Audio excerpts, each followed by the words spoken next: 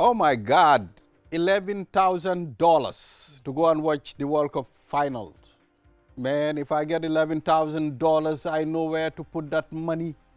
Even if I have a lorry of money, I know where to put that money. $11,000 just to go and sit and watch a game.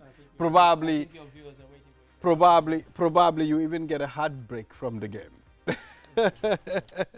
So we are back again after the long holiday. This is QTV This Morning, and I am Ibrahim Abalde.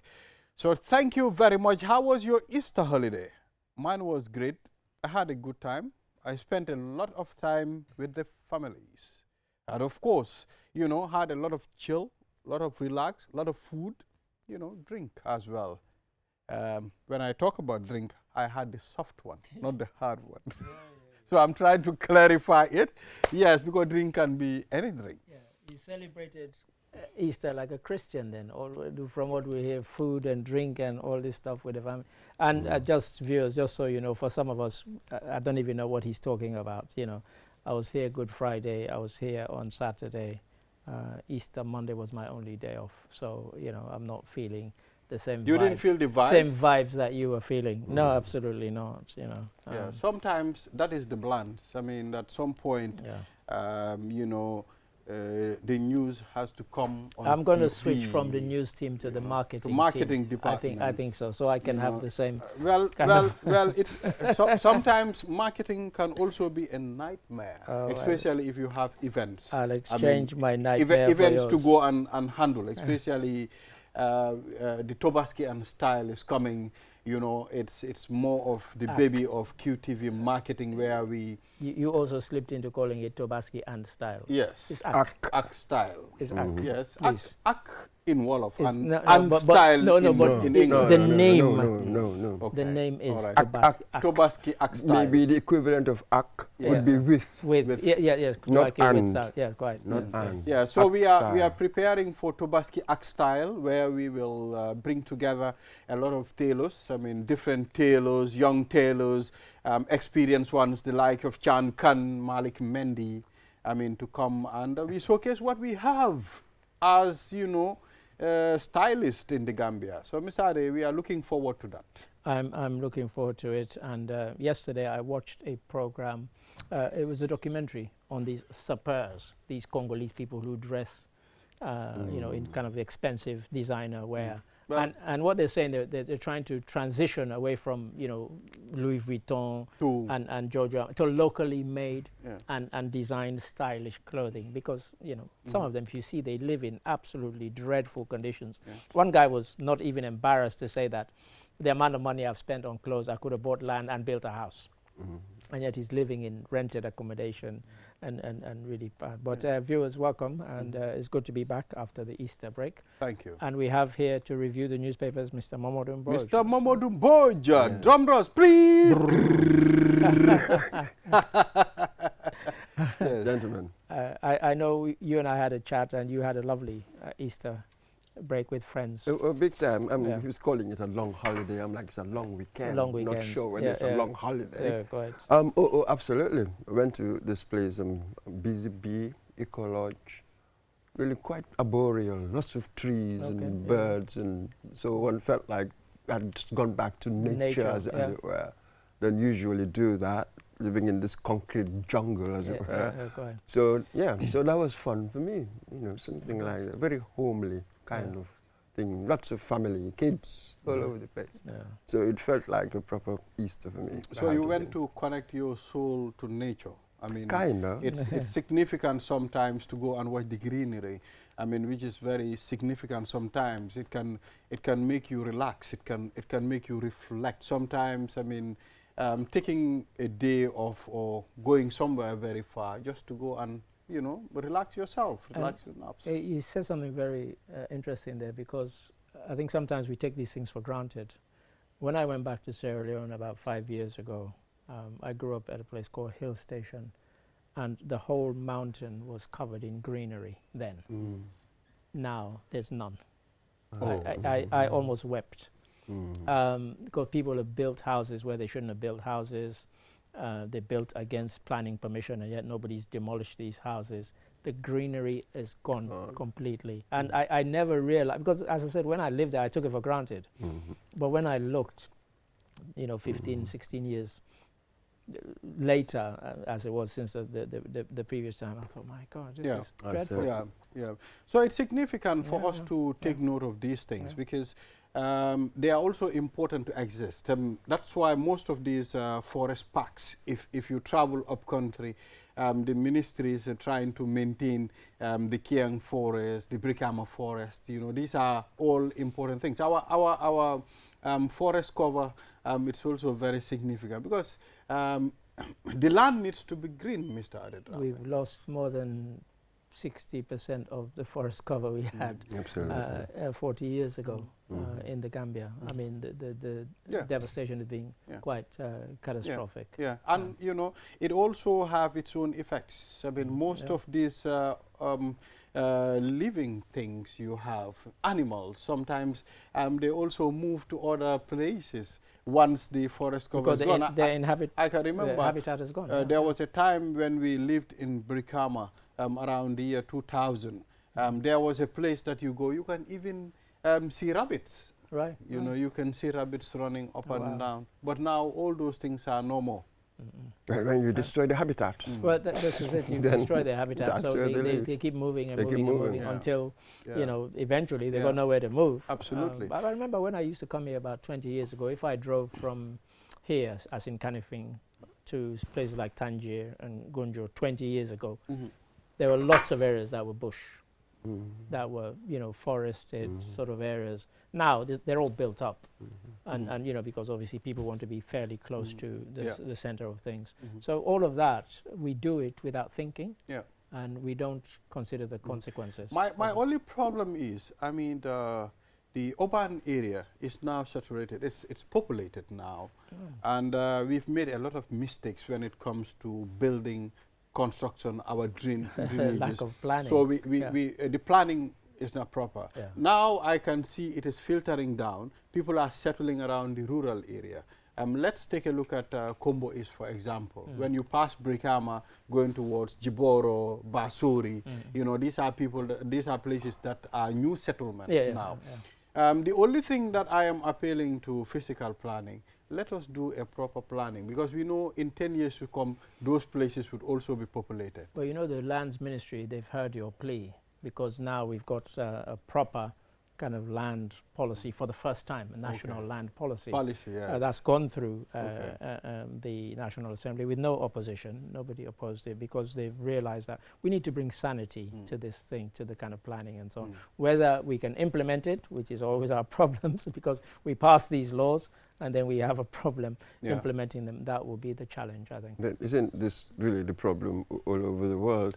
The pressures of urbanization, to build new settlements. So we are sacrificing nature, the land, aren't we? So you see it all over the place. Everybody's complaining about it. The country in Africa, for instance, everybody's complaining about it. I watched a documentary called Hirde Diama, which was in Conakry, Guinea-Conakry. It was done by an East German documentary company, and they did a drone shot of Guinea-Conakry in 1968. If you see how organized and clean it was, Sékou Touré, of course, was still there. It was quite a shock to see that same place to now. It's like two different countries. So as if they've regressed instead of progressing. The human being, I mean, it's a very complicated being. The activities of human, due to interest base, sometimes can destroy a lot of things. So it's important for us to take heed and realize, I mean, some of the implications, I mean, certain actions can lead us to. So hey guys, let us not focus on the scorpion and forget about the snake. Okay. Well, this is true. Yes, the child who listens builds a house without cracks. That's the proverb for today. On this morning. Today is the 6th of 7th. Today is the 7th already. Wow. April. The month is flying. We're in the 4th month already, and a week already into the 4th month. I watched a video last week, this weekend. Someone interviewed a guy and said, look, I mean, this month now, it flies very quickly, you understand? Don't you think instead of 30 days now, the month should be around 40? Things are fast now, you know. So let's focus on this. Mr. Mbowe, do you want to crack your brain with this one? The child who listens builds a house without cracks. We've long known that listening really is a gold standard in many ways, as it were. That's where it all begins. Indeed. Listening. Absolutely. Yeah. Listen to what? Yeah, go ahead. Wisdom. Who do you listen to? Wisdom, experience, expertise, that sort of thing. You know, really. when and learning to listen. It's different. It's not hearing. Quite. Hearing and listening are two different things, really. So learning to listen is so crucial. And know how to listen. We're talking about the same thing. Yeah. What does it mean?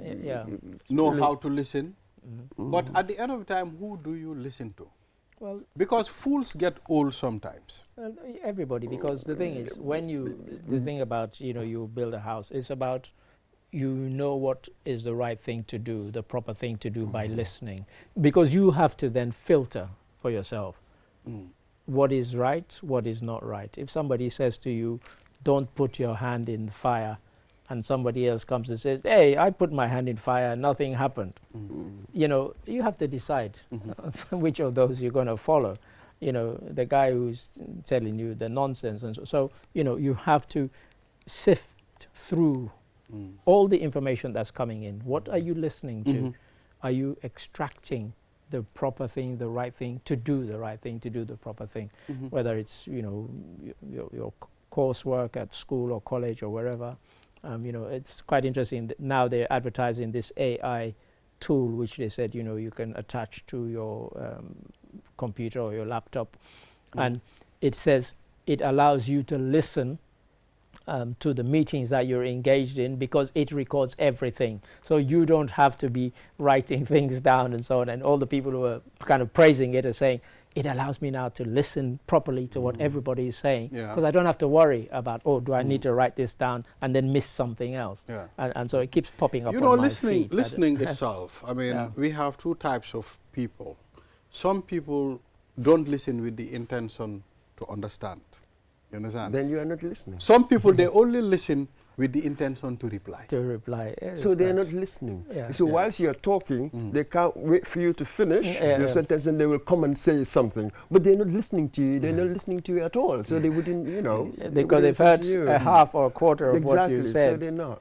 And I won't name the person, but just the other day we had the perfect example of it.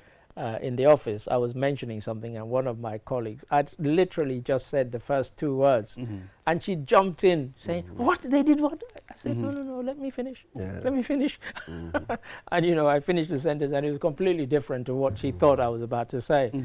So yes, I mean, sometimes we do need to listen, and then when you listen, you can respond properly, you can do, as we said, but it's an art in itself. Absolutely. Otherwise, as Mbowe says, you don't listen. You just kind of want to say something because you've heard half or a quarter of what the person has said, and you want to say your own bit rather than respond to what they've said or react to what they've said or done. Some of us who interview, we know the value of listening. Without it, you really cannot come up with a good, incisive follow-up. You have to listen and sift, as it were, what is significant, what not so much, what is the premise of the argument, and how does the conclusion follow from it. So you are judging whatever. There's on so many different levels. It's listening is really, it's active. It takes so much energy. It's an active thing. The reason I'm laughing almost hysterically here is that I have to be honest. Since I came to the Gambia, I've been to lots and lots of events where I've been with other members of the media, and the press conference is finished, and then they start asking questions that have already been addressed. And, and then the person doesn't want to embarrass them, but they will say something like, "Oh, as I said in the brief," Well, you know. rather, If it was me, I'd say, "Well, you're not listening. You're not listening. Like, That's exactly please, it. You're not listening. I cringe I when I think that sit happened several times here. When we follow up questions, Ade will be like, "You're not listening." Exactly. You know. So it sounds so simple to listen, but it's not. It takes some effort. I think it's a skill. It is a skill. It is a skill. It's a skill. You see, if you are a good listener, you would be able to solve problems. I mean, let's take a look at the sample of detectives where they have to listen to witnesses, they have to listen to criminals, they have to listen to victims. You understand? So I think listening can really do a lot as far as a situation is concerned. Yeah. Absolutely. Understanding it first. Yeah. Perhaps with the understanding, then you can strategize, what do I do next, and that sort of thing. It is really, when you listen, you are summarizing in your own head what the person is saying. So there's something you are doing in your own head. And the best way, for instance, with these journalists, before you go to any press conference, you do your background, your reading.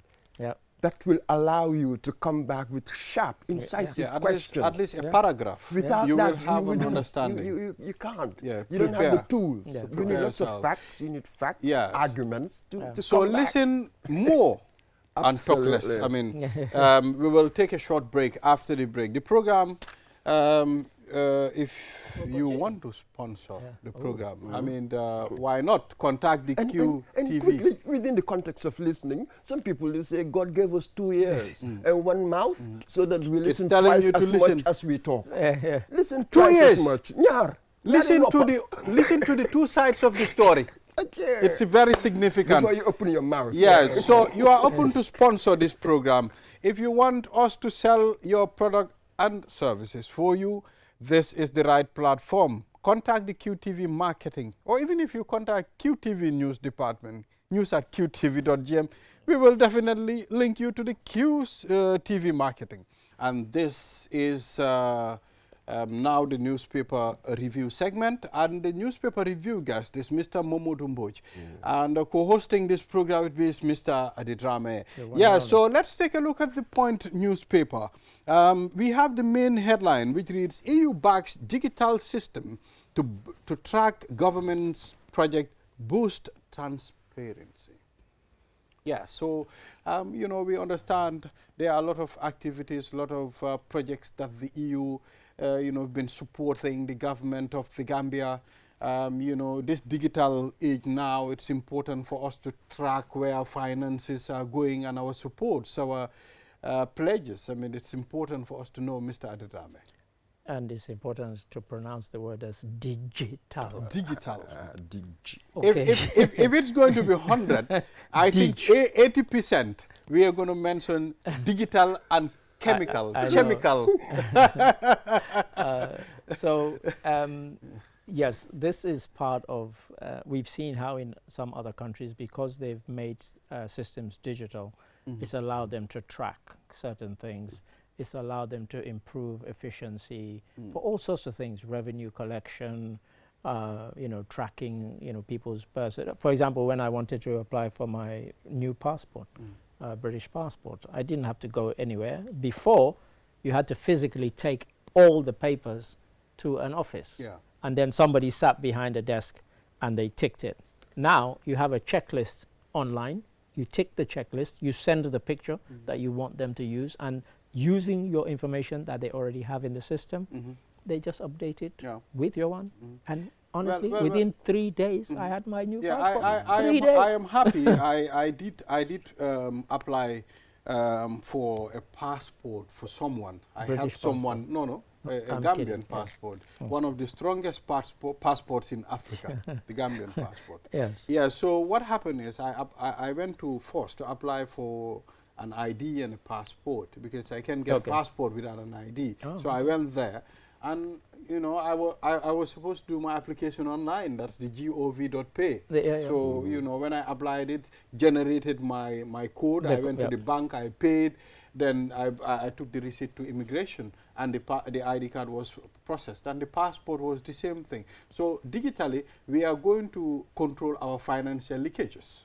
That's it, and it's more efficient. Look at it, just easier, how no quick stress, it was, no hassle. That sort of thing. Same for I didn't call anybody at the corner and give you maybe $500 for speeding it. Yeah, that's what we need to cut. Yeah. And so when this article talks about boosting transparency, that's what they're talking about, really, because like you said, normally you'd have to pay somebody backhander for what? For a service that they're meant to be providing anyway. Absolutely. So yeah, bring it on. You know, we certainly welcome it, and we hope. But any system, you and I know, people always find a way to kind of cheat it or get around it. All right, interesting. So let's see how it will go. You know, let us see how this is gonna come out. I mean, it's important. Yeah. So you want to go? I was going to say on the Point newspaper in the top left, it says, "Good morning, Mr. President. Let justice prevail. Focus on national development."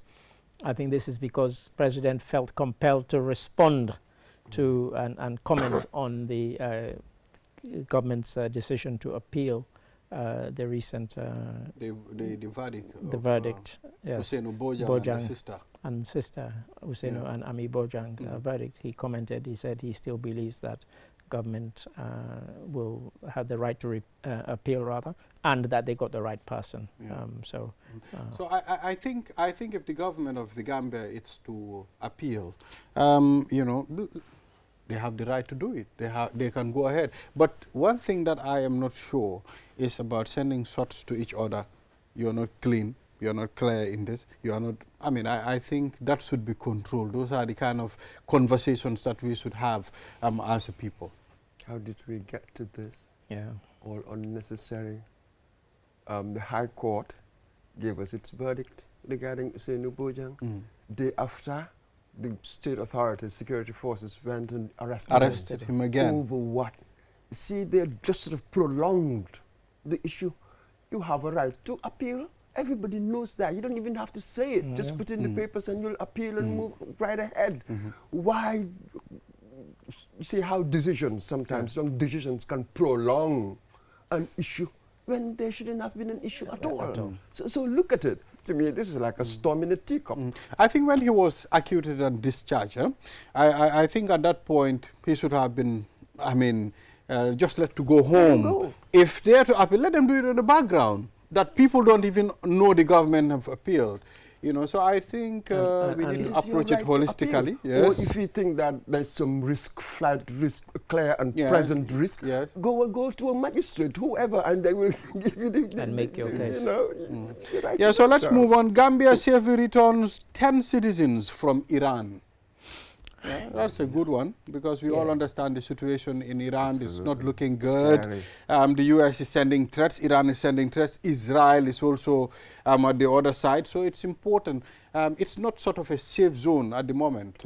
What are you talking about? At the moment, it has not been a safe zone for a very long time. But it's just that it seems that he has upped the ante. He said he's going to bomb civilian targets. That's a different level. They're warning him that could be human rights violations. Well, that's right. War crimes, stuff like that.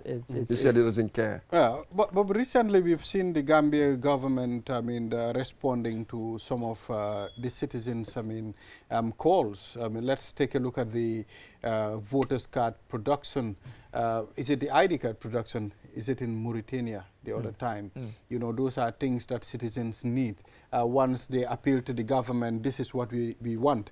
The government is, you know, within its power, is trying to do something for them.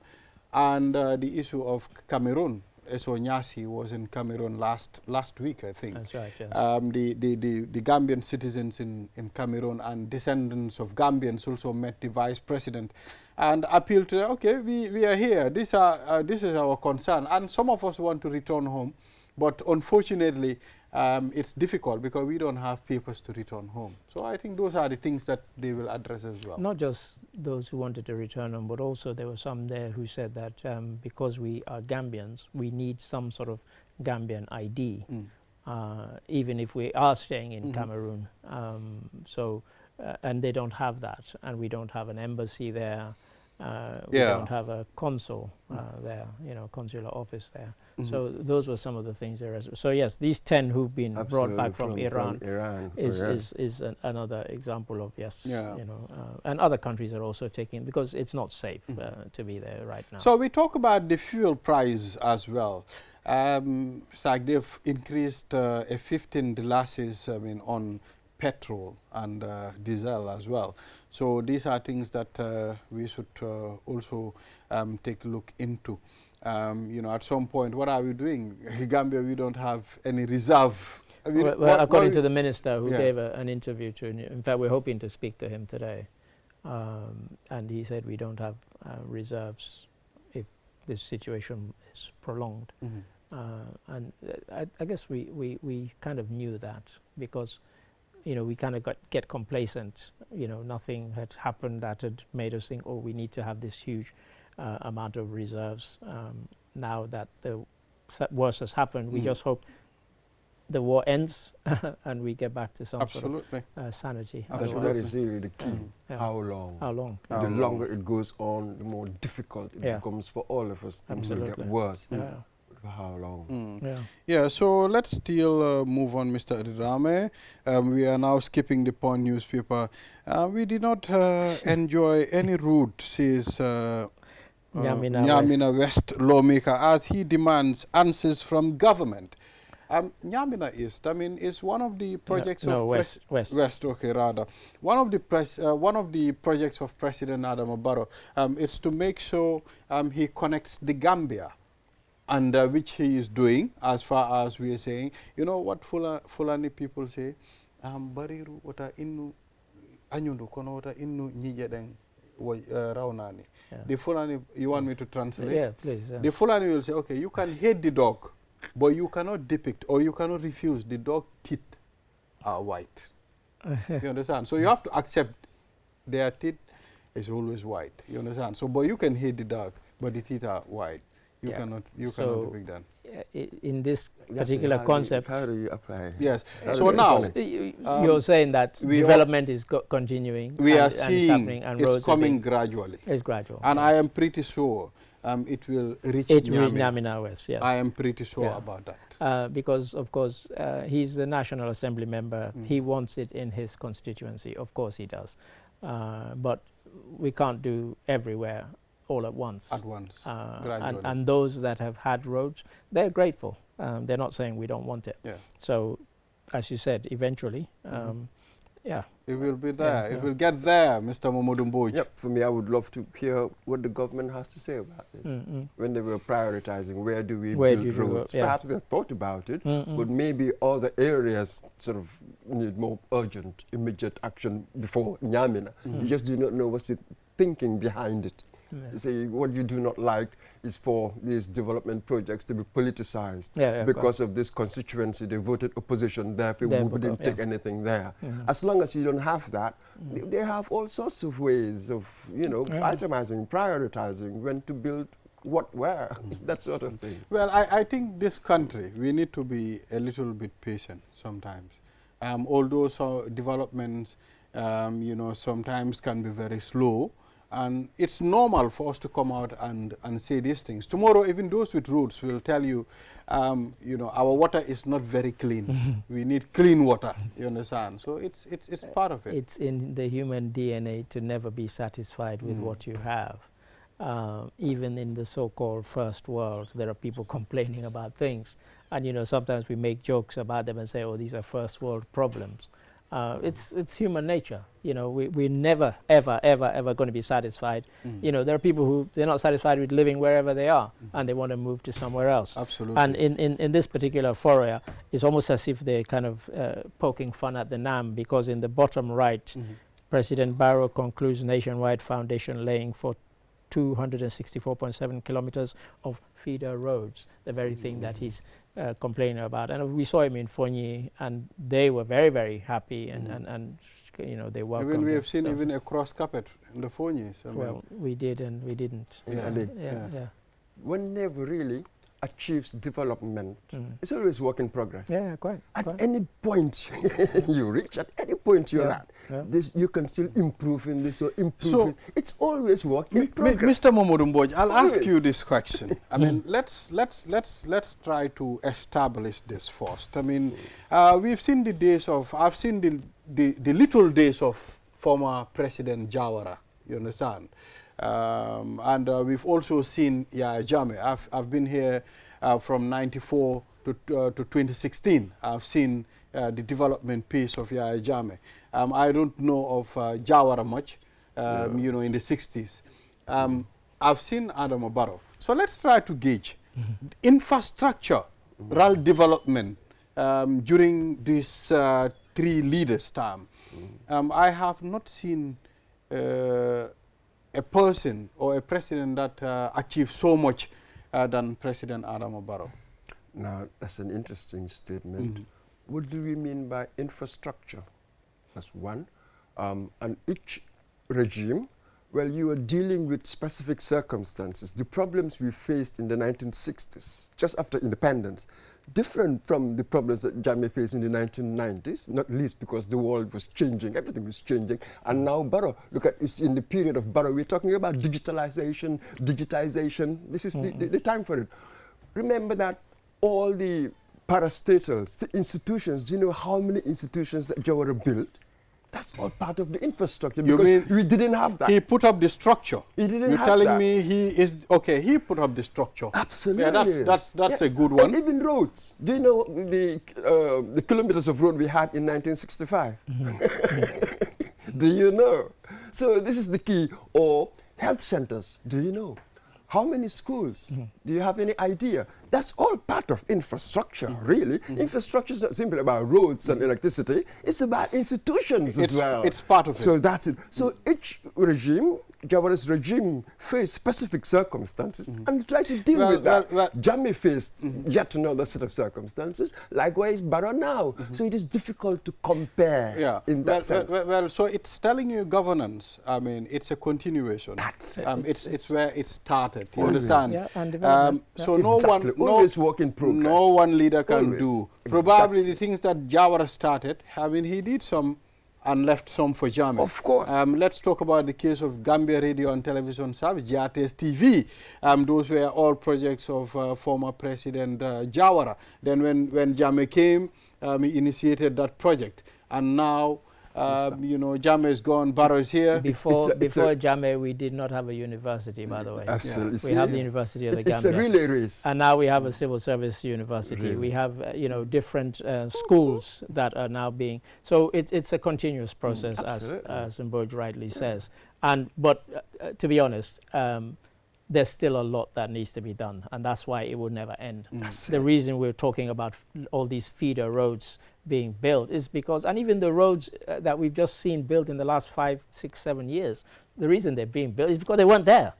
You know, we needed them and they were not there, and that's a stone cold fact. You can't get away from it. Well, you see, for the good thing is, I mean, President Barrow has been here during Jammeh's time. He's been living like any other ordinary citizen. He's seen the concerns and the problems that the people were facing. Probably that will also propel him to implement some of these projects. Look, if you are a human being, you cannot sort of exist and not, you know, unless you're living in a bubble. You know that, oh, I know the farmers were having problems getting their crops to market because of poor roads. I know that people in a particular community did not have a health center, did not have a hospital. You have to know these things because, first of all, there are National Assembly members from those regions that will tell you about these things, and you respond to them. But as Mboj says, I go again, it's a continuous process. And as this NAM, who started our conversation, is complaining that they haven't seen the roads yet, it'll come. Probably it will happen. We can remember, it. During Jammeh's days, Kiang was deprived from getting electricity no proper routes. You understand? Why was that? Political motivated. That's, you this is the understand? one we were talking So about. That's, you don't when want Barrow that. came, Kiang electrified. So I mean, we should be there. And I'm not saying you will get roads when Barrow leaves. Probably Barrow is having that plan. And you know, the intention of every government is to make sure there is access to good roads and electricity, healthcare for its people wherever you are. Because during election time, the ballot box reaches all the remote villages. So it's their right to get it. And before election time, everybody who wants your vote will come and promise you the earth. We will do this for you, we'll do that for you. Yes. You know. Let's head to the third segment of this program, and we have the Yali Gambia chapter advances youth leadership and national development. And we have Aisha Saho Sissoho, chair lady Yali RLC West Africa alumni chapter of the Gambia. It's good to have you. And we also have Buba, advisory board member of the chapter as well. So it's good to have you here, gentlemen. Shall we explain some of these abbreviations we're using? Yes, YALI, please. Young Africa Leaders Initiative. Initiative, Yes. and RLC, Regional Leadership Centers. So RLCs. So, just so we get that out of the way. it's good to have you here, Yes. Buba and Aisha. Thank you very much. Thank you. Yes. Thank you very much for So we would like to start with to understand what is youth leadership when you talk about it. Let's start with Aisha. Thank you. Mm. Thank you so very much for having us here this morning. As you rightly mentioned, I am the chair lady, the current chair lady of the Yali RSC Gambia chapter. So the chapter is basically a community of young people that have been trained in different tracks. You have training in civic engagement, which has to do with civic management.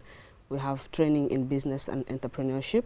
We also do training in public policy and management. And so once these young people are trained, the expectations is that after training you come back home and then put this training into practice. And so to answer your question, what is youth leadership? It's basically the type of leadership that is led by the youth. And the belief is that the country or the continent or the world at large, there's always handing over of the baton that is happening. And so for our leaders, the current leaders, to actually entrust that role of responsibility to the younger ones, there's a need for the younger ones to be trained to know what exactly they're getting themselves into. And so that's where the leadership training comes into play. Training the young people to take over the leadership mantle of. So you're smiling because we're all Africans here. And leaders are not in the habit of handing over to anybody. You just took the word from my mouth. I suspect. I knew you were going there. Yes. But if I could bring in Buba Fati on this point. Yes. I mean, you know, we think of people like Paul Biya, we think of people like Denis Sassou Nguesso, Yes. and countless others who haven't, you know, used Yoweri Museveni and so on. We talk about leaders who have no intention of handing over. Those who I've just mentioned, the one who's been there the shortest time has been there 39 years. One's been there 42 years. But Buba, Aisha mentioned about civic engagement. People are trained in civic engagement and then they come back. So they come back and they do what? Do they then place themselves with an organization, with an entity? How do they engage civically? Just to take one aspect. Thank you very much, Mr. Drame. Thank you very much for having us. And just to add on to what Isa have just already said, with regards to youth leadership, of course, it is for young people to take that deliberate action, that it is important for them to participate in decision making.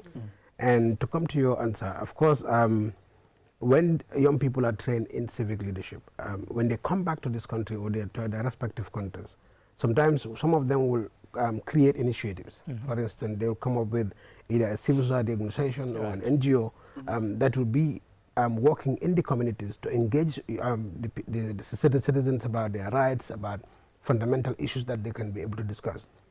But some of them are going to be with organizations like NGOs, like myself. When I was receiving my training, I was working with the Gambia Press Union. Right. So I continued with my job as at the Gambia Press Union as an accountant, but also engaging with journalists, building capacities of journalists, because we know journalism is the fourth estate. And as a matter of fact, it was for me to be engaging with journalists, to participate in capacity building of journalists, and then also making sure that we have freedom of information, access to information. So these are some of the roles that young people that have been trained as civic leaders will come back to their communities and engage in different ways to be able to make sure that citizens are aware of their rights, but also understands that they have a responsibility. And just to say to the person who's calling Buba whilst he's on air, he's not about to pick up your call, so hang up. So Aisha, what support, I mean, do young people need? Wow, that's a good one. That's a big one. That's a very big one. Training, excuse me. Training in the sense that, first of all, a person that does not know, you can't really hold them accountable. And so there's really the need for young people to be supported in terms of training, capacity building. Mr. Ade just made mention that leaders find it very difficult to hand over the responsibility to the younger one. It could be perhaps they don't really have the trust to hand this role to the younger people, or they don't really see that sense of responsibility. And so there's a need for capacity building, for skill development among the young people. I think also there's a need for patriotism at the national level, as Buba rightly mentioned, to train these people when it comes to civic engagement. First of all, active citizens. What does it require for you to be an active citizen? Sure. You need to understand your constitutions. You need to understand not just the responsibility, your rights, but also your responsibility. So these are some of the trainings that I think it's really needed for young people. And of course, when we also look at things from the business perspective, there's a need for training on leadership and ethics in business, accountability, because you don't expect to compete on a global standard when you don't really exude that professionalism, you don't have ethical behavior as a business leader, because ultimately scaling up will become very, very difficult. So these trainings, basically, I would say that's the primary thing. And of course, trust. I think there's also a need for the older generation to have trust in the younger one through mentorship as well, by mentoring the younger people and then guiding them. There's a need, we all need, I always say a mentor is like a torch. They don't really push you to the right, to the path for you to go. Exactly. So there's a need to bridge that gap, because whatever the older generation may be assuming, there may be a disconnect between them and then the younger one. True. Yeah. We all understand most of our young people are now engaging on this back way route. You understand? Most. Yeah, don't, most don't of them. say that. Most of them. I mean, when you look at the number of people, even recently, there have been an interception. It's a big challenge. You know, an interception by, we know that you know, to-be migrants. I mean, people who want to engage on the back way. You understand? It's a lot. So you can see, how. You know, the youth are losing confidence in the systems as well. So what should we do to make sure these people are retained? I mean, given the real-time training, I mean, to change the mindset of these people. So I'm glad the YALI focuses on these three key tracks, which is civic engagement, policy and management, and also business. And entrepreneurship. Yes, I believe this kind of work together hand in hand for a country, any country to move forward, because policies also inform the decision that people take and everything.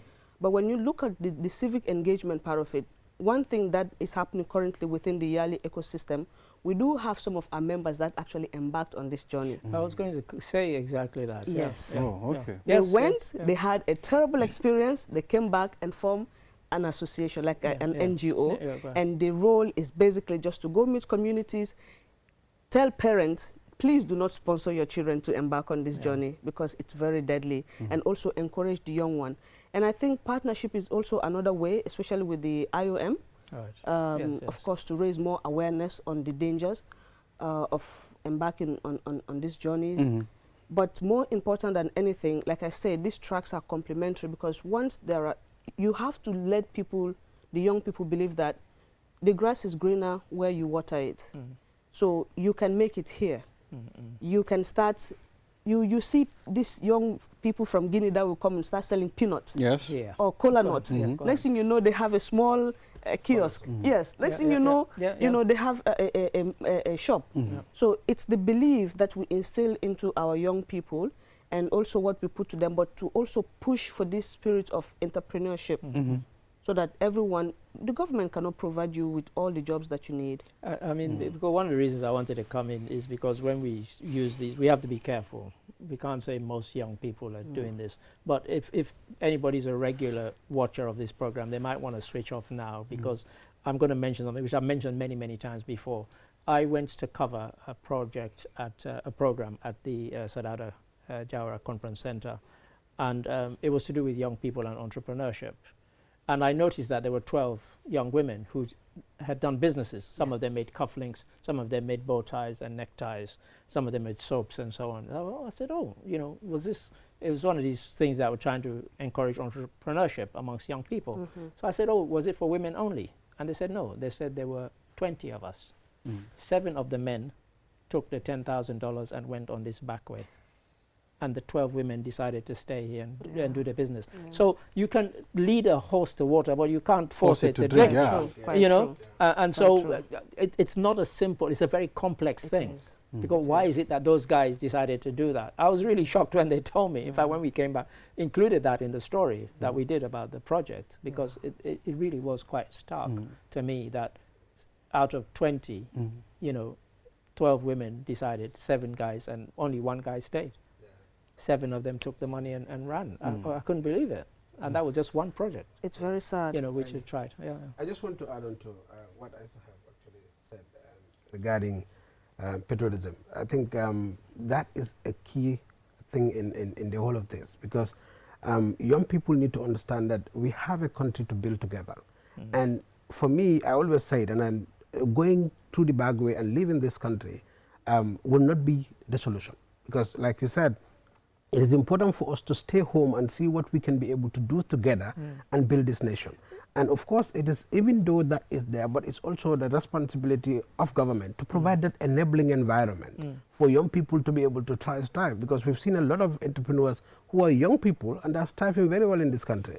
I mean, I think sometimes when we say these things, I almost think that we're romanticizing patriotism, because yes, people should be patriotic, but some of those people that we're talking about, they've been funded by family members, even their own parents, to say, if you go abroad, you'll be able to remit, you know.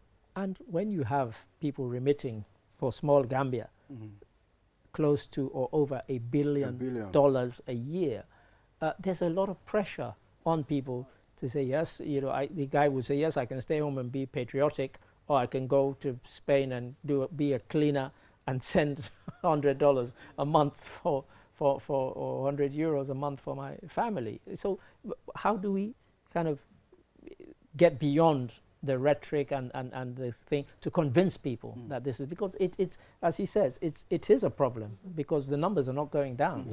You know, they've always been quite high. And you know, even when people thought, oh, with a sort of different political dispensation, we might see those numbers drop. It's been, unfortunately, they're going up. They're going up. You know, so how do we flick the switch to make people make that change?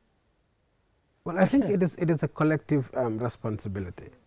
It takes the young people like us, the early alumni, and then also it takes government, the private sector, and everybody, our parents as well. It takes a collective responsibility, because like you said, of course we are seeing a lot of young people going out there and remitting to this country. Of course, we can see that sometimes it changes the lives of their parents and their families and so on. But also we have to also understand that we have a lot of our young people out there who are not with jobs. They're sitting down there, but they're not able to remit anything. And some of them are still on the back way. On the journey, they are not able to reach where their destinations are. I know a guy that spent 4 years still in Tunis. I know somebody over 10 years is in Libya. Over 10 to 15 years he's still in Libya. He has not gone anywhere. And even to come back home to get married and get a family, he can't do it. And when that guy is lucky to even cross to maybe Spain or Italy, he will have to spend another 5-10 years before he can be able to do something. So these are some of the things we need to understand. And then when even we are doing that, we are looking at our economy has been taken care of by a lot of foreigners out there. You go to our markets today, you see realize that even selling vegetables is done by Sierra Leoneans and some other foreigners. We can do it. For me, that's the issue. We're building a brand new headquarters across from where we are right now. And again, I've mentioned this many times. I went there one day and I heard everybody speaking Creole. Exactly. And I'm thinking 40 of the 52 laborers are Sierra Leonean. Yes. Like, how the hell is Yesterday, that? How is that? I was in You never Dumbandere. find that situation in Sierra Leone. You can have a lot of examples. That's ridiculous. Once my Fulani people didn't bake bread in the Gambia, the following day, We will no not have Gambian bread. is going to have Absolutely, bread. absolutely. So those are things that we can explore. You understand? You know, I have a coffee shop on the main road. During weekends, I sell coffee there. Right. So most people will, Balde, you selling coffee? I sell coffee. Yes. I mean, coffee takes care of my family needs. So I you know, these are things that we should change that mindset. I mean, we have to make it here. I agree. I just want to add on to that, and I think that is why sometimes the local government also comes into play. I like you said, the issue of the breads and whatever. I always felt that these local authorities also have a huge responsibility. We can be able to have our community bakeries where we can employ our young people to be able to work there in agriculture. You know, a lot of things that we can do. But I think our duty bearers sometimes are not very much focused on how can we help, because you realize that sometimes we give a lot of entrepreneurs training to our young people, but we did not give them any tools or means to be able to do that. Because you have a lot of our young people who are trained in businesses. They are living and going to the back way because they don't have a startup capital. Right. Or for instance, when they are into business, they are not empowered in such a way that to be able to have access to the markets, so they cannot be able to sell their produce. Sure.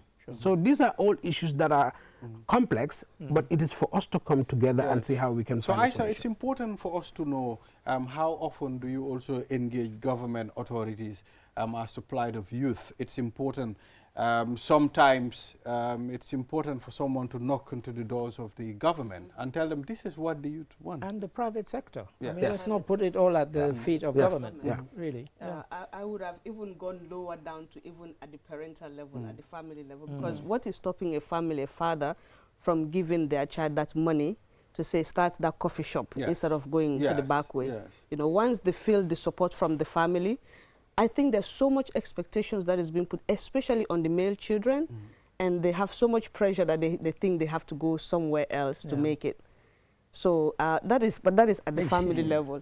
But with the government right now, the steps that we are taking, we've sent letters proposing for partnerships, and we have it in our work plan to start having this roundtable engagement where we involve government officials from the youth and sports, the NYC. So these roundtable engagements, would they be on a regular rotating basis? What's the structure of it? We're looking at it on a quarterly basis. Quarterly basis. And so we sit and then we have honest discussion, dialogue, honest discussion, and propose solutions. Because what we can do is to propose and then see how best government can also support. And in the area of business, as you mentioned, you do have quite a number of young people that have great ideas, but the funding, the initial capital. And for those that have already also started, how to help them scale up. Because it's not just start a business and then every day you're just making 5,000. No, you also provide the training, see how best. That is where we partner with GCCI, Chamber of Commerce and all that, and then see how best these businesses can scale up and also connect them with markets, not just within the Gambia, but beyond. So it means you have to provide them basic trainings on how to produce products that are fitted for international standards. You know, so these are some of the plans that we have in place that we are currently working on to see how best we can secure that partnerships. One of my obsessions is having clean cities, towns and villages. So when you mention civic engagement, can you please, the next cohort, can you tell them that when they come back, let them engage civically on keeping our environment clean? Because it's not just about aesthetically, it looks good. It also means that your health benefits from it if we have a clean environment. If we want to eradicate malaria, it's not going to be through vaccination. It's through the countries that have done it. They didn't do it with vaccination. They kept their countries clean and they killed off the mosquitoes. We're serious about it. Those are the things that we need to engage civically, but I don't see it happening. We have a civic education, and when they came here, I just blasted them. It's like, what are you doing? You know, that's one of the most basic things. I mean, and the reason I mention this is because yesterday, for a long time, I hadn't seen anybody in a car in front of me throw anything out. And then somebody threw out a newspaper that they'd obviously had some food in, and it nearly came on my windscreen. And I was so furious, I was blowing my horn at them, like, this is ridiculous. Wait till you get to where you're going. You know, so that kind of civic engagement, you know, if we can kind of have more of it, we will all benefit, you know, health-wise and just, you know, in terms of the environment as well. Yeah. Thank you. I think for me, the first thing we need to do is to educate the people to change their attitude, because attitude is something that is creating this problem. If you all know, remember, we have a law in this country, the anti-littering law, we have it. And we have to find a way to enforce this law. And I think that's, I always say it to the local government authorities, they are closer to the communities, and then they should be able to enforce these laws. But like you said, our alumni, of course, have been engaged in this kind of cleanings, because some of them, when they come back, their community service is on cleaning. I've joined them, a lot of them, to go to beach cleaning, street cleanings, and things like that. But like you said, in my car, you can't eat and throw it outside. I'll tell you, I'll stop and then you pick it up. So it's for us to change our attitude, but we will continue to talk about it. And I'm very much happy about the initiative that the Q group have taken. And this is really something that I think all the other private sector can take on and then try to see how best they can work with us as young people and clean our nation. Thank you, Buba. Thank you. We've exhausted this time already. Thank you, Aisha and Buba, for coming. Thank you so much for having us. We hope to engage you more in the future. For sure. And we hope none of the viewers mistook this Buba Fati for Skengman. Yes, we also have another Buba Fati. We have Buba Fati. Yes. Now we head to the last segment. If you're just tuning in, we're calling on sponsors to come and sponsor this program. Currently, we only have one sponsor, that's Q Money Sunyukalpe.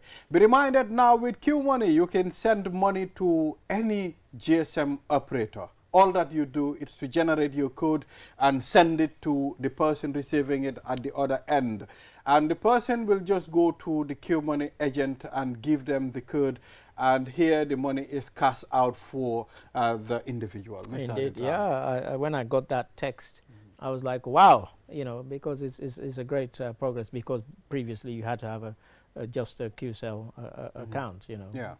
But now you don't need a Q Money account. You can generate and send. You know, when you do that. For more information, call Q Money Customer Care on 133. So World Autism Awareness Month, and we have Abdul Majid Jallo, Gambia Autism Support and Advocacy Network National Coordinator, and we have Hadi Yaka. Am I right? Yes, Gambia Autism Support and Advocacy Network volunteer. So, gentlemen and ladies, it's good to have you on the program.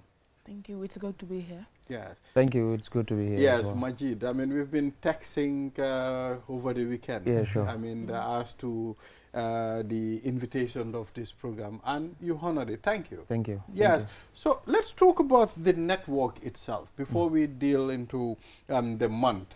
But or shall we start by telling the viewers what autism is? Please, please. So yeah, sure. Basically, I go by the name again, Abdul Majid. I am the founder and the national coordinator of Gambia Autism Support and Advocacy Network. GAZAN is a non-governmental organization that focuses on raising awareness and advocating for the rights of the individual living with autism in this country.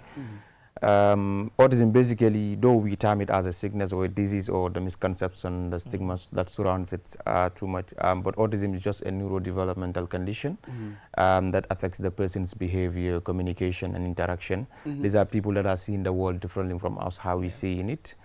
Basically, we do term them, they are not normal. Them too, they do term us as we are not normal, because they see the world differently from how us we are seeing. Okay, so they take us as we are not normal. Yes, exactly. Because for them, that is their normality. Exactly, and us too, that is what we looked at them, that they are not normal, and then that is the, you know, two-way thing. But basically, it's not disease what people call it, or even let's say the woman was not a good person, that is why she gave a birth, because the entire blame goes back to the mother. Reason because she is the person who gave birth, but basically it's not only the woman's fault to have that particular kid. And you know, you can determine what the outcome of a kid will be. that is not up to us, that is up to the creator. But basically what we just pray for is to get you know, a kid that works on everything. But why not us be accommodating like any other in the Western world? Look at Elon Musk today coming out to saying that he is a part of the spectrum. Yeah. And look, Elon Musk is one of the richest man on earth. So what about us? Can we not? Richest. Huh? Currently the richest. Oh, currently is the richest. Exactly. So basically, if that person can be the richest on earth, what about all Albert Einstein, Isaac Newton? All those are all part of the spectrum. So basically, it's not a disease or whatever. It's just a neurodevelopmental condition, and it's everyone's responsibility to make sure that to understand that autism is not a disease or a sickness. Doesn't need any medication or any you know, marable thing to come into picture, because I know my people, like for example the Jolas, you know, we are very good with that. Once you don't have, it's not okay, we just take him to the other side. So Hadi, we have you here as a volunteer. Yeah. What made you want to get involved as a So volunteer? basically, my name is Honorable Hadia Kajeng, a child parliamentarian. So basically, we are responsible for advocating for the rights of the children, especially children with disabilities. So when I saw Gazan, it was like a place I could actually help, and when it comes to the advocacy as well. So when I saw Gazan and when I saw what they're doing was in line with what I was doing, I saw it was kind of like a space for me to come into. To come into and advocate for something that most of our people don't know about, and that is autism. So when I came into Gazan, I think it widened my knowledge about autism, and I know a few things that I didn't even know actually existed in autism. So I think I came into Gazan because of what I was doing, and also to help my people as well. So in what does your kind of volunteer work consist of? What have you been doing? Okay, we've been doing different things. We've been helping in organizing programs, we've been helping in advocacy, we've been helping in creating videos for our TikTok accounts. So mostly what we help is the advocacy part, because we can only use our voice. So we're using our voice to help into, you know, helping the people with autism, and to, you know, enlighten people more and educate them about autism as well. Because we've said it's Autism Awareness Month, and so you've talked about raising awareness, getting people to understand. And if anybody watched the Week in Review yesterday, I mentioned that I have a first cousin. In fact, his mother is my dad's sister, and he's autistic. And he was born in 1970, and you can imagine how difficult things were in Sierra Leone then for somebody to have an autistic child. And he had a lot of problems back then. What is the situation now in terms of public perception, awareness, and so on? Because we said Autism Awareness Month. Yeah, I think basically, though comparing to the last year when we started, though there was a lot of misconception, but looking at this year, at least people have now started understanding, getting a bit information about autism. Because when we started, we didn't only stop by organizing programs as well, but we make sure that to visit family members. There was a time that we even visit some family members who will tell you that they don't go out, they don't have any relatives nowadays, because people have already sidelined them, reason because they have that particular kid. And this is why they are not even invited to naming ceremonies or even marriage ceremonies, because people think they're associated with gene. That is why, you know, they had that kid.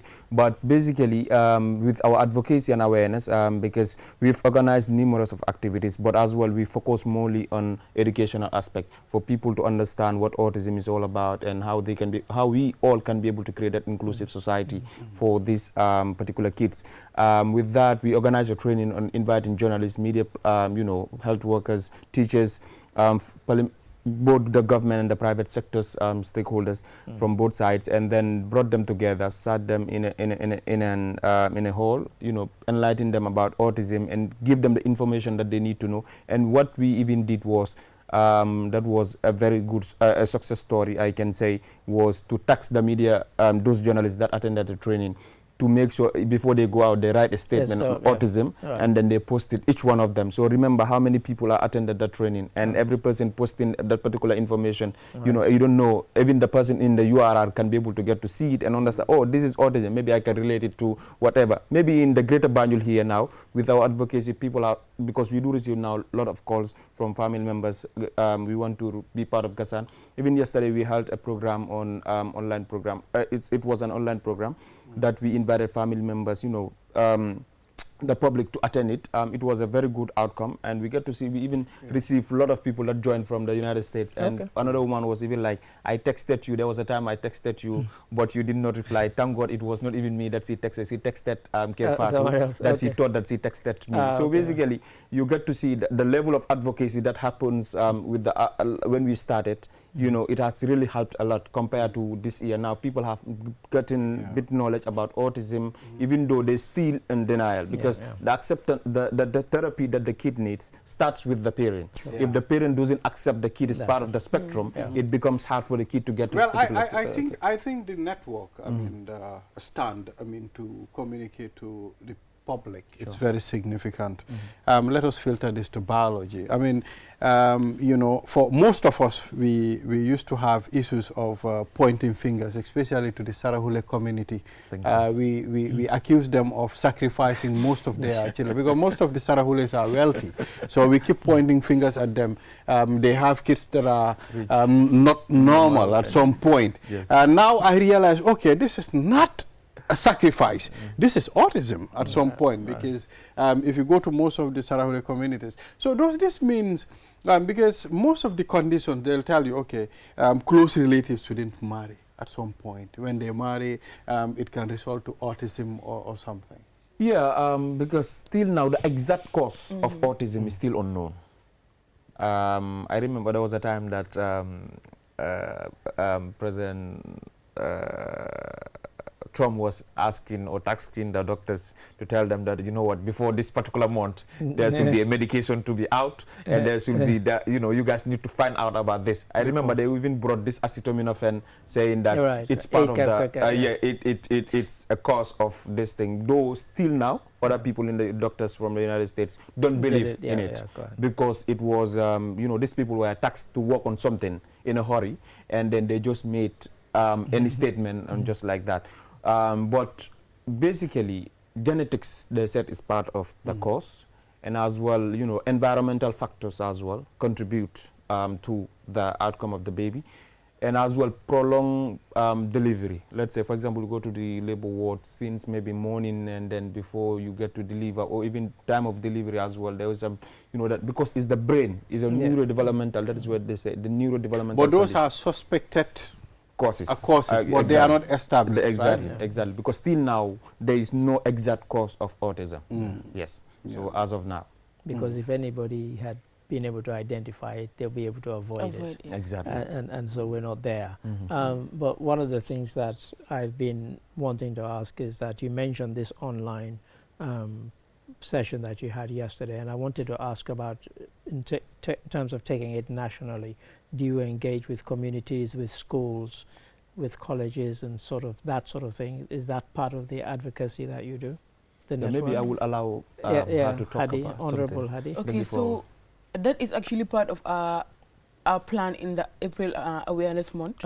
We are planning on having a community engagement where we'll engage, you know, teachers, the imams, journalists, students especially, because I think most of the bullying happens in schools. Exactly. So that is why we are taking it upon ourselves to actually organize a community engagement where we'll take it nationally. We actually want to go nationally, but as of now, we want to do it in the Greater Banjul area, where we'll have, you know, community engagements, go to communities in the Greater Banjul area, you know, engage them, teach them more about autism. That is actually part of our, you know, our April Awareness Month plan. So it's actually part of it, and it's next. Yeah, just to add up. I think basically, as you said, it's exactly that is why we even thought about bringing the community engagement. Because sometimes, you know, you get to see, okay, it's now being the month of awareness, and it's important. We usually organize program, bring this big, let's say the last year World Autism Awareness, we invited the First Lady, you know, the Minister of Health, Minister of Youth and Sport, Minister of Gender, all of them were in present. And then, you know, they came, give a statement, and then we went. So we didn't go to the communities. Though family members attended the program, but you get to see there's a difference when you go to this community, because the entire issues or the stigma is in the community itself. Because if people don't understand let me just give this quick story. That woman went with 3 kids, all of them are part of the spectrum in the market, and then the kids were taking these tomatoes and throwing it each other. You know, they were seeing it like a normal thing. But basically, you get to see that, you know, parents, our mothers, our grandmothers that were in the market saying that, you know, the woman was literally crying because, you know, you get to see, I don't want my kid to be called a mad person because for her, she understands. And this is what even caused the woman to stop working. Nowadays, she now decided she has no maid at home because all the maids that she brings at home, she puts a camera and then she get to see that the maids will beat these kids and she doesn't like it. So she has decided to stop her career, you know, to focus because those 3 kids are alone are a career that of its own. So this is, you know, why that community engagement came into, because you want to go with this, some of the parents that we are working with into each of this community, though we haven't nationalized it yet because we get to, you know, have this fun. If you want to go to URR today, it's not like you just walk up and then transportation. I was going to ask about funding, and that's one of the reasons why I asked about taking it nationally, because one of the things that might be holding you back is you can't do it because you don't have the funding. So make an appeal here for funding, please. So you have a platform. Yeah, sure. And we are urging to the philanthropists, you know, both philanthropists, government sector, the private sector, whoever is willing to support Gambia Autism Support and Advocacy Network, it's highly welcome. Because to be honest, you know, you might think that whatever awareness that you're doing at the Greater Banjul is impactful, but trust me, if you go to the other side, it's worse out there. Because those people out there, they don't have access to internet, TVs, or this thing. So people don't understand it there. So here, at least, no matter what, you will have a friend who knows, who has a TV at home. And there is maybe I did not talk to understand about autism, and the woman can go and translate order. But what about the other woman that doesn't have even light at home? You know, the person is not getting this information. I can remember there was, I think 2 years back, there was a lady that called me from Kiang. She got this autistic child, and she said to me, Ibrahima, I don't even go to events. Ibrahima, if I cook, people don't eat my food because of my child, because they think this is gene related. So people see me as a person who shouldn't, you know. So what happened is, I think at some point I linked her with one of the... Yeah, we are working with her. That is Kani. Thank you very much. Yes, I think, yes, so this is it. The mindset should change. I mean, these are people that are part of the society. They need to be cared for. They need to be taken care. I mean, at some point, some people will even not take their kids to school at some point because of their condition. Yes. No, because it's you know, it's simply sometimes for me, I don't blame the parents of not taking the kid, because let's say we have Methodist as a government school that is focusing on these disability kids and so on. But now let's say an introvert autistic child being put in a 20 people class, like in an environment of, let's say you expect that kid to get the same, you know, learning pattern with any other kid, whereby in them you get to see that one that has issues in terms of being with people or even interacting with people or even focusing. And now let's say you take that particular kid in that classroom and you sat that kid from morning to all the private school that we have visited. You get to see that there's a 1 hour class, then after 1 hour they allow them to go, you know, walk around, you know, because they're in their own world. So they take a walk and then come back, and then from 12 to 1 o'clock they'd go for a nap. This is what we even advise some of the parents that we visited. We ask them whether those ndaxale bi daf dee nelaw si ngoon su nelaw si ngoon du nelaw si guddi. That's a concept that we have, and we should not be, because their brain, they overuse their brain. That is why in them you get to see when we are about to make let's say we are taxed with a decision, or we want to make a solution of a particular thing, we take like 1 hour thinking about what do we do, what are we doing. But in them you sat them down, they will just sit and just, you know, within 10 seconds they are done with that decision, and then you are there thinking like an entire taking 1 hour and so on. So basically it's I think this is why some of the parents, because some of the parents you visit and they will tell you so they may school sa do they janga do ma they just ben impact and you know man dama dem ci classe ma gis teacher bang ko tek ci corner bi fele mu ne mom do they concentrate, do they lifin, do they wax, do they lifin dar. So this is why, because the educational system have not catered them like most in the government side. Though in the private we have people that are, you know, from the United States and UK, 2 private schools owned by these 2 countries, and then they have this particular you know, class. They're focusing on them, the neuro and the autistic kids, the Down syndrome, you know, all this neurodevelopmental condition part of kids. Thank you, Majid. Thank you very much, Hadi, for coming. We've exhausted time this has segment's beaten time us. already. And, you know, we hope people will understand this is just a condition, you know. It doesn't mean, it's something that's going to affect the people in the environment at some point. And just before we let Abdul go, if you could just tell us, are there any specific things, we've covered a couple of events already, are there any specific events that you would want the public to be aware of during this month? Yeah, sure. That is the football, the community engagement. And then we organizing as well a charity football game where we planning to do with the PST Galaxy, Steve and friends, and then with the Minister of Youth and Sport with friends. You know, it's a charity football game, bringing these people. Do we have a date already? Raise awareness.